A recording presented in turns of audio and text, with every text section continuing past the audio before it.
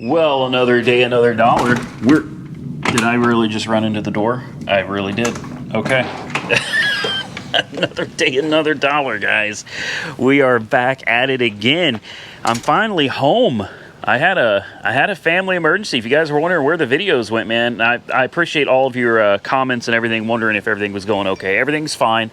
We just had a family emergency, and we had to fly out and go away for a couple days, which prevented me from being able to make videos, of course. Today, we are back with the 1968 Pontiac Tempest. You heard it right. That's correct. This is what it is. It is a Pontiac Tempest. I actually got a hold of that Pontiac site a lot of you recommended. I can't remember the name of it, but they're basically like the authority on Pontiac, and you send them like $100 and they send you everything, including window sticker options, everything that this car came with, including its original color. Its original color was an interesting green. I can't remember the color code, like a Q4 or a Q something, but it was a really, I love red. You know I love red. But I think this car looked really good. I found pictures online of these cars in that green, and it was an absolutely beautiful color. Almost a shame that they painted it red. But let's give her a start real quick. Actually, no. Before we give it a start, why don't I show you guys what's in the trunk? Because we're starting this video out taking it to get these tires put on. Look what I got here. These are Cooper Cobra Radial GTs, and the size of these are 225/70/14. Okay, 225/70/14. Now the size of the tires that are currently on it are 215/60/14. Okay, there's a big difference there in width and in height as well. So I think that's going to help this car a lot, a whole lot, with the occasional bottoming out issue that we have. Also, the shocks are absolutely no good. They don't work at all. They probably haven't worked in a long time. We're going to replace the shocks today with Bilsteins, and the carburetor's been acting up a little bit too, so I think we're going to replace the carburetor as well. Seems to be doing all right now. Another thing I got to do, I need to order a fuel gauge. I don't think it's the sending unit that's the problem. We don't have a gauge back there at all. Like, I don't see the needle anywhere at all. And without a needle, obviously, you're not going to have a gauge. So I'm gonna have to go get a gauge for this car. I'll probably just order one off of the internet. As you can see, oil pressure is really good. We've got 60 PSI. Temperature is, about 150, 140, 150. I had this thing running earlier today. So let's get this thing down the road. No, you guys are gonna die, but we're gonna take it to Walmart. Yep, we're gonna go to Walmart. I'm gonna go ahead and let them change the oil. Call me lazy today, okay? Call me lazy today. I'm gonna let them change the oil, change the tires for me. We'll bring these old tires back because they're still worth something. And then we can get down to AR headquarters, install those shocks, and install the new carburetor and new fuel filter. And hopefully the car feels a little bit better. All right, so we'll do a quick before and after here. This is the before. This is what it looks like with the tires that are two sizes too small. And here she is with her bigger tires. I think these things look a lot more appropriate, guys. And I can tell you something else. We're down here at AR headquarters, and I took it down, I call it Hell Road for cars like this, because the road is very curvy, and it's got these dips as you go down a curve and right up to another one. And man, cars just love to bottom out, especially old cars like this. I'm happy to tell you, we haven't even put the shocks on yet. It didn't do it at all. It didn't bottom out, not once, never. It did not bottom out at all. So the tires alone made that difference. And I want to clarify something. I had a lot of people saying, oh, your springs are bad. No, man, the springs are fine. The car sits right. The car sits right. I never expected that changing the shocks would somehow force the car to sit higher. That's not how it works. I know that. The tires is what was going to raise the car up off the ground and hopefully limit the bottoming out. But when you have no shocks and you hit a dip, the shocks are supposed to provide feedback. Okay, they're supposed to help absorb the shock. And when your shocks just bounce, when your car hits a dip, it's going to dip with it. and that's how you can bottom out as well. If you've got good shocks and the proper size tires, you shouldn't have that problem. Like I said, we got the right size tires on it now. I'm happy to report the bottoming out is gone, but we have a set of Bilsteins over there. We're gonna go ahead and throw it on here anyway. We already bought them, might as well. We're gonna change out this carburetor. I still suspect, I don't care what anybody says, I suspect this carburetor is not operating on the rear two barrels. I never hear them open. I can hear the front ones, and yes, when you're in second gear and you hit the gas and it drops down to first, sure, you can hear it open up, but I'm not hearing the rear two barrels opening up. All I'm hearing is the front ones opening up and the sound of it dropping down a gear. I don't think the secondaries are working, guys. So here's what I got. I got a lot. I got a mess is what I got, because I've been working on the 57. That took priority. The 57 Plymouth took priority. But what we, as you can see, I got to clean this place up, man. What we have here is the Edelbrock AVS2 that I pulled off of the El Camino, and I can't remember, but I keep thinking this is a brand new carburetor, guys. It's a brand new carburetor. I paid like $380 for this thing. That carburetor is in excellent shape. This is an old Holly. This is real simple. There's no kickdown cable on this. None. Because it's got a vacuum modulator. So you don't have a kickdown rod or anything. It's just a throttle, a fuel line, which we're going to have to relocate. We're going to have to relocate the fuel line. I'll disconnect it from down here, and I'll run a brand new line up and over to here. And that should be it. You know, obviously lots of little vacuum lines. I'll double check and make sure all of these are in good shape. There's a PCV line right there. We can take that apart, and well, that runs the power brakes. We'll figure it out. There's a vacuum port somewhere over here. We'll figure it out. But this carburetor's coming off, 4 bolts, and that's really it. And then the new one goes on with a new fuel filter. And we're going to drive this one home. I actually drove the 57 Plymouth down here. I didn't record it, but I drove it 75-ish, 70, 75 miles an hour on the highway all the way here, and it drove down here just fine. I got paint correction and polish and wax being done on that car tomorrow. And, well, it's going to be sitting right here, and I'm going to let the detail guys come out here in this air-conditioned shop. They're going to do the full exterior treatment on it right here. I'm going to drive this one home today. So we have to get this done. Carburetor, shocks, and I think that's it. That's it. So let me pull this carburetor off, and let's find out what we're working with underneath. All right, time to see what lies underneath this carburetor. Let's have a peek. Oh, it's got a square bore adapter, so I was not aware of that. Not that that's really going to affect anything. Let's find somewhere to stick this. Okay. Well, let me ask you guys a question. Is this gonna work all right?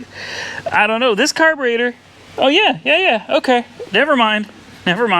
I'm sitting here tripping, but I'm also kind of wondering why does it have this adapter? Maybe somebody can help me understand here why we have the need for this this kind of high-rise adapter plate here. Let's take the AVS2 and stick it down on there and just kind of, yeah, well, it fits. It does. Any issues with the, no?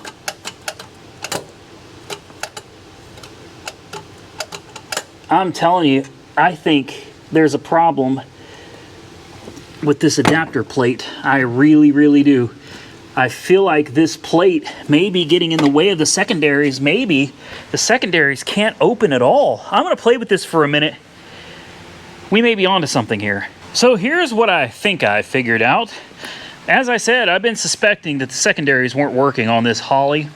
Come to find out, if I'm correct, and I could be wrong, some of you are going to have to look at this carburetor, you're going to have to correct me, but doesn't this vacuum port right here activate the secondaries?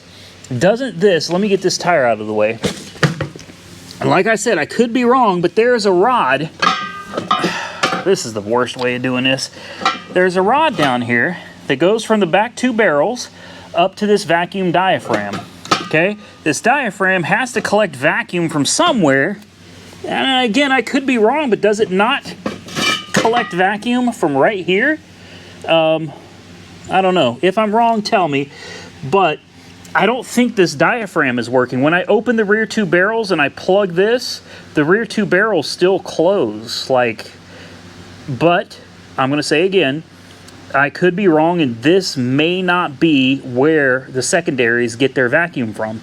May get it from in here, may get it straight from main vacuum at the bottom. I don't know. Could be totally wrong.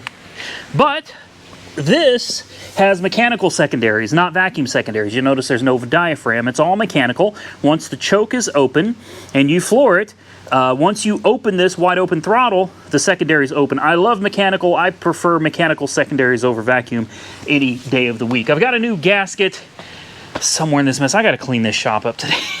I got to clean this shop up today. I got a new gasket. I've already cleaned up the bottom of the carburetor. I'm going to clean up the base plate real quick. We're going to throw this on there. I've already checked to make sure that the linkage does clear. Everything opens and closes as it should. But honestly, I would prefer to not have that adapter on there. I really would. I'd prefer to just not have that adapter at all and just run it with this. But the adapter is already there. It seems to be happy where it's at, so we'll go ahead and leave it in place.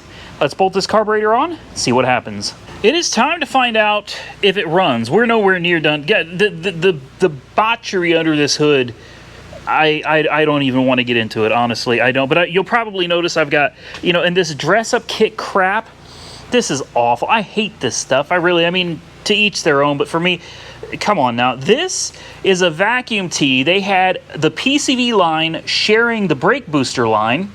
I guess you can do that, but that's not how it's supposed to be. So here's what I've done. I've installed this. This is full, I think this is full vacuum, and this is timed.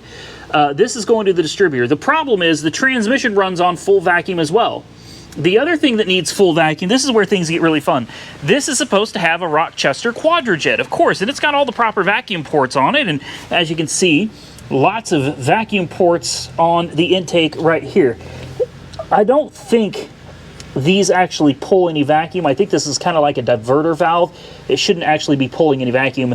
Once the engine gets to a certain operating temperature, it should allow vacuum to start moving throughout these different ports. This right here, this goes to the heater and the air conditioner to control whether it goes to the defrost, the floor, the vents. Okay, so we've got to share that vacuum. Okay, that's not all though. This wasn't even hooked up. Here's this vacuum line right here. Guess where this goes? It's vacuum actuated windshield wipers, guys. I'm pretty sure. I could be wrong, but I'm pretty sure that goes straight to the windshield wipers, and looks like a vacuum hose that runs over here, unless this is the wipe washers. I guess it could be the wipe washers. They could have a motor built in to the windshield wipers themselves. I don't know. I'm not going to mess with this yet because I'm not 100% sure if this is a vacuum line for the windshield wipers or if this is the actual fluid line for the windshield wipers. Also, the electric choke was never hooked up. The electric choke, when I disconnected it, the wire runs under here and then just goes nowhere. Well, that's really nice. So we need to hook up the electric choke as well. I've been having gobs of fun. This engine, even though it's a 350, a Pontiac 350 is a little bit different from a Chevy 350. A Chevy 350 has a flat intake that doesn't have a valley underneath it, right?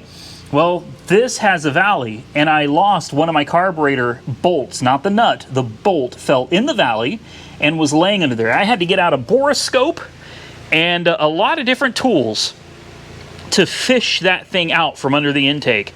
It was a lot of fun, but we've got the new carburetor on. I've got the new fuel line run. I'm going back with all new lines, new vacuum lines, new fuel lines. Everything is going to be new. New PCV line running where it needs to.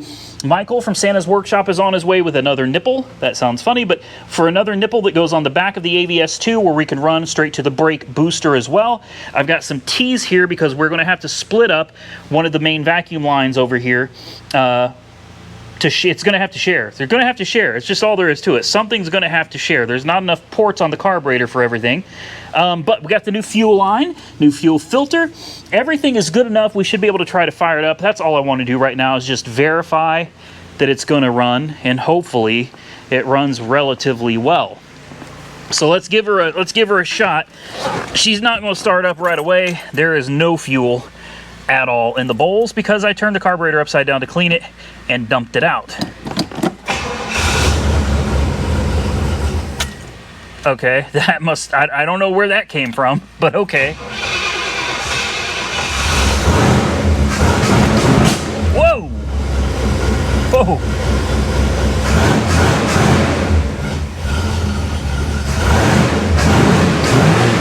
Oh yeah. Oh yeah. This carburetor sounds a little bit better. I'm not sure why it spit like that, and it blew my gasket. I don't know where my gasket went, but she sounds good. Oh, there's my gasket right there. We're gonna want that back. That's the main thing. I just wanted to make sure that she was gonna sound good now. I'm going to replace this vacuum line too. This goes to the distributor for the vacuum advance. I think that's actually timed. So this one over here must be full vacuum. I'm not sure if you're supposed to have your distributor on full vacuum all the time or timed. I've heard different stories, and I've read different stories online. Like, everybody's got their own way of doing it. But I have heard that you want your vacuum advance always hooked up to vacuum, and I don't know. Wow, she sounds good.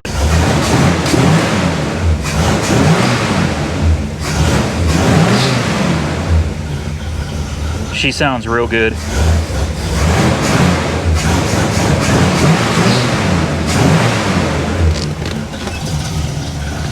Okay.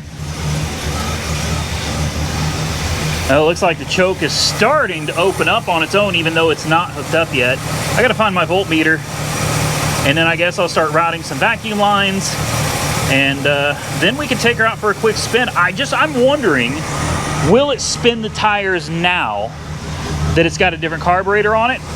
Not that I want to go burn rubber all day long. I've got other cars that do that just fine, but it would be nice to have that power there if you wanted it. All right, it's not 100% done yet. I still don't have the linkage for the throttle set up properly. It's rigged up, but it works. The other thing I'm missing is power brakes. I've got the brake booster disconnected because I'm waiting on Michael from Santa's workshop to bring me it's just a little nipple that I need to plug into the back of the carburetor. I do have the electric choke hooked up. I temporarily found a place to plug it into that's going to work for now. We'll see how this does, but she seems to be running all right. I found enough vacuum ports. There's actually a vacuum port directly on the intake, full vacuum all the time, and I was able to run that over to the heater and air conditioner, which, by the way, blows out of the vents, it blows out of the top, or it blows out of the bottom, depending on where you select the switch. It actually works, so that is super cool. PCV valve is hooked up. The transmission's hooked up to transmission is hooked up to full vacuum. Distributor is hooked up to timed vacuum, and then I've got a full vacuum port on the carburetor that runs the heat and air vents. So that's it, guys. Like, now it's time to take it out and make sure it runs and drives like it's supposed to. You can see it's warmed up enough that the throttle is open, so the choke is open. So the choke is working. That's good news. That's kind of important. If you want those back two barrels to open, you're going to need to have a working choke. All right, I believe I've cleared all my tools out of here. It's time to just take it for a quick spin. And by the way, the windshield wipers, I found out the hose that I thought was a vacuum hose, that actually runs over to the reservoir for the windshield wipers. So that was not a place for vacuum, thankfully. All right, may need the carb adjusted on a little bit.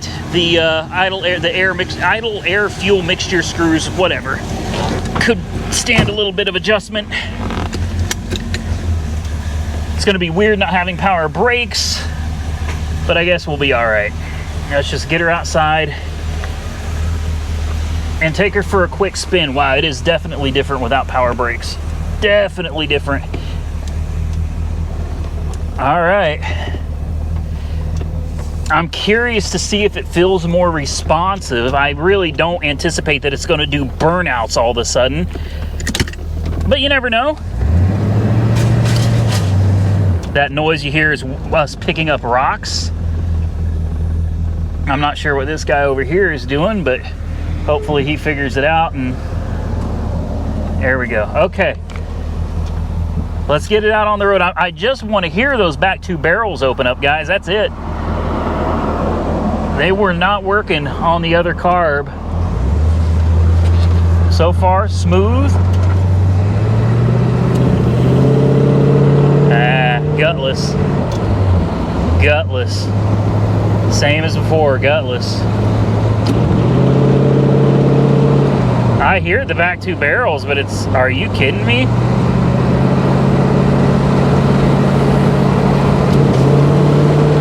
Ah, she's spitting a little bit too.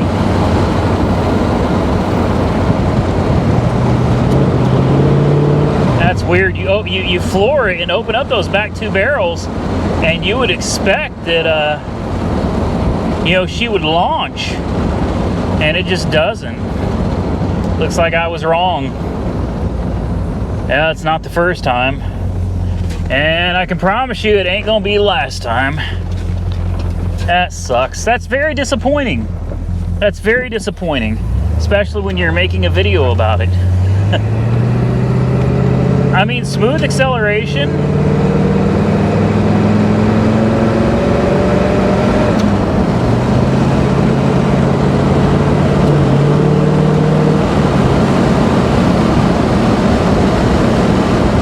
Okay, well, you live and you learn, right, guys?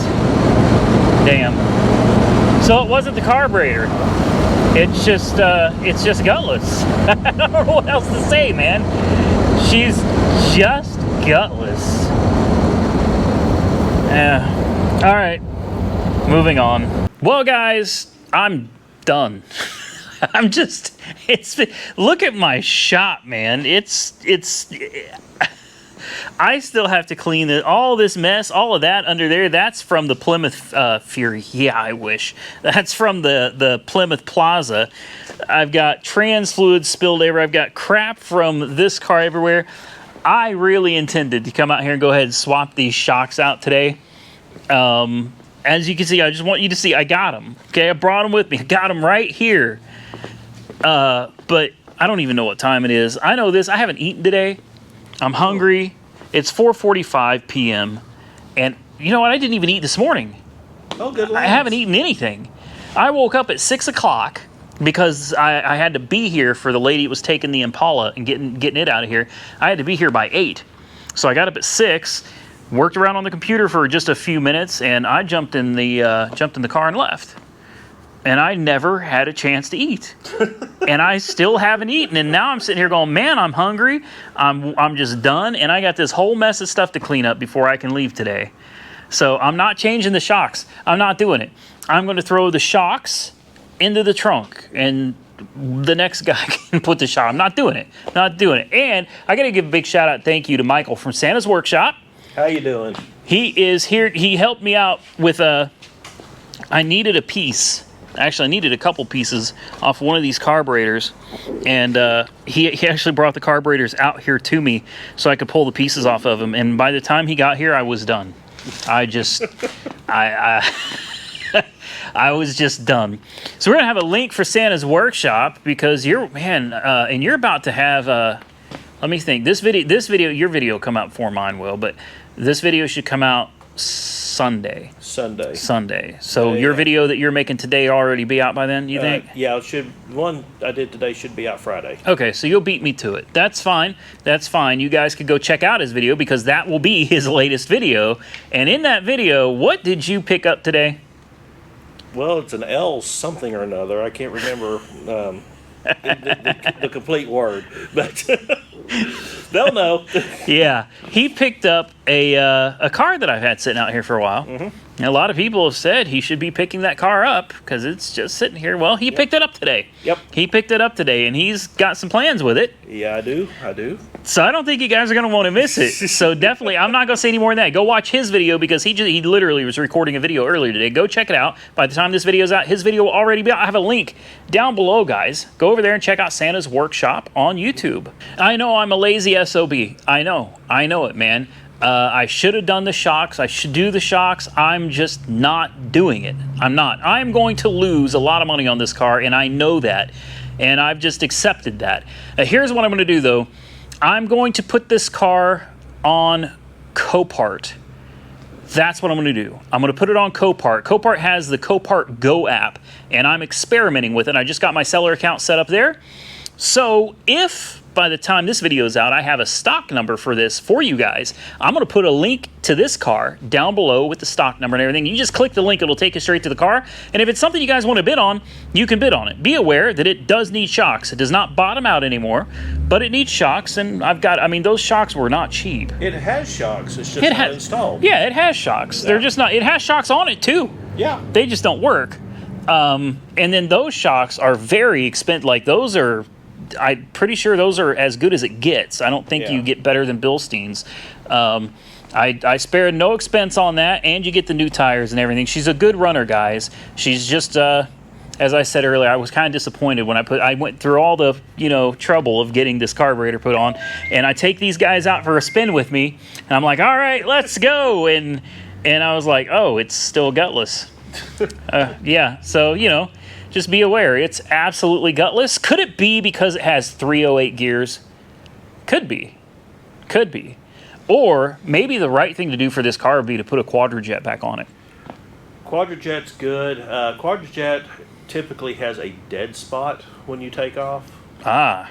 But I use that to my great advantage when I had my 79 Trans Am.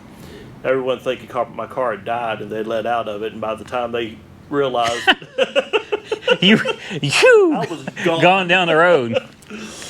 Yeah, I'm gonna let somebody else have fun with this. It's a good runner. It is. I mean, you've driven it. It's phenomenal. I mean, I think a lot of the problem is the Power Glide. Yeah. Because you don't have the 3 gears, and when you get on it, you're already in a tall gear. Yeah, first gear goes forever. Yeah. If you're really mashing on it, first gear will get you to about 50. Mm-hmm. So there's just no low-end torque. Right. It doesn't exist. And I'm not sure that it even could exist because of how tall that first gear is. Right. Unless, if you put 455s in the back, I can pretty well guarantee you she'll shift into second pretty quickly.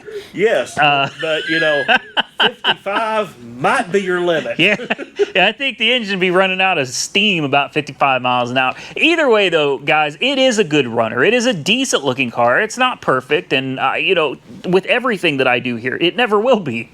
None of my cars will ever be perfect, guys, and really they shouldn't be. These are just old, relatively cheap.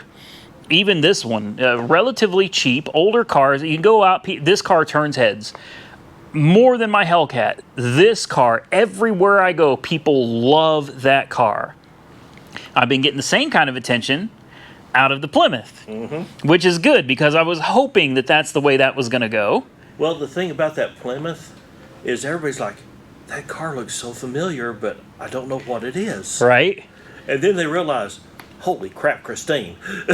I mean, when's the last time anybody watched Christine? Okay, I watched it like a week ago. Well, just going to be honest, I watched it a week ago. Me too. But most people, that movie came out like 1983. So most people, they can't even remember. They look at the car and it looks familiar. And, the cool thing about it is, though, is even though it does have some resemblance to Christine, it's not. Yeah. Christine was a different roofline, different doors. There was a lot different about Christine. Right. So even though it's got the look, it's not quite close enough for someone to go, that's Christine. So even if you do recognize it, you just look at it, you're like, I don't know. I don't know. It's what's called a neck breaker. Yeah. Because they're going to glance it and they're going to double take it.